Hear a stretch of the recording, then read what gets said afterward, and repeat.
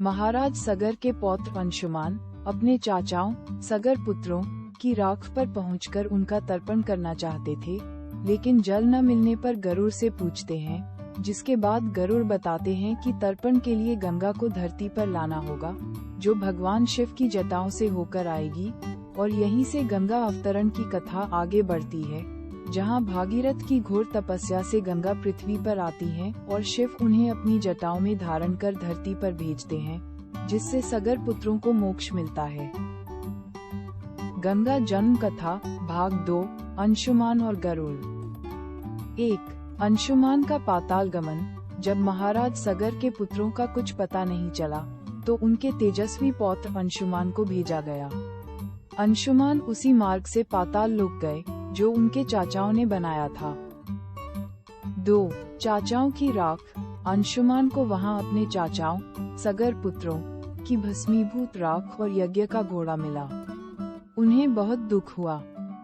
3 तर्पण की समस्या। अंशुमान ने उनका तर्पण जल से श्राद्ध करने के लिए जलाशय की तलाश की, लेकिन पानी नहीं मिला। 4 गरुड़ से भेंट। तभी उनकी नजर गरुड़ उनके चाचाओं के मामा पर पड़ी। उन्होंने गरुड़ को प्रणाम किया और तर्पण की इच्छा बताई, लेकिन जल के अभाव का जिक्र किया। और 5 गरुड़ का मार्गदर्शन। गरुड़ ने बताया कि उनके चाचाओं की आत्मा को मोक्ष तभी मिल सकता है जब पवित्र गंगा को स्वर्ग से पृथ्वी पर लाया जाए और उनकी राख को गंगाजल में प्रवाहित किया जाए। इसके आगे की कथा संक्षेप में। 1 भागीरथ की तपस्या।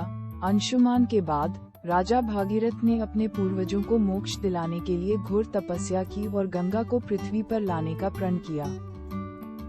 2 शिव का योगदान। गंगा के प्रचंड वेग को संभालने के लिए भागीरथ की तपस्या से प्रसन्न होकर भगवान शिव ने उन्हें अपनी जटाओं में धारण किया और फिर धीरे धीरे पृथ्वी पर भेजा, जिससे गंगा पृथ्वी पर अवतरित हुई। और 3 मोक्ष। गंगा के पृथ्वी पर आने और सगर पुत्रों की राख पर प्रवाहित होने से उन्हें मोक्ष प्राप्त हुआ।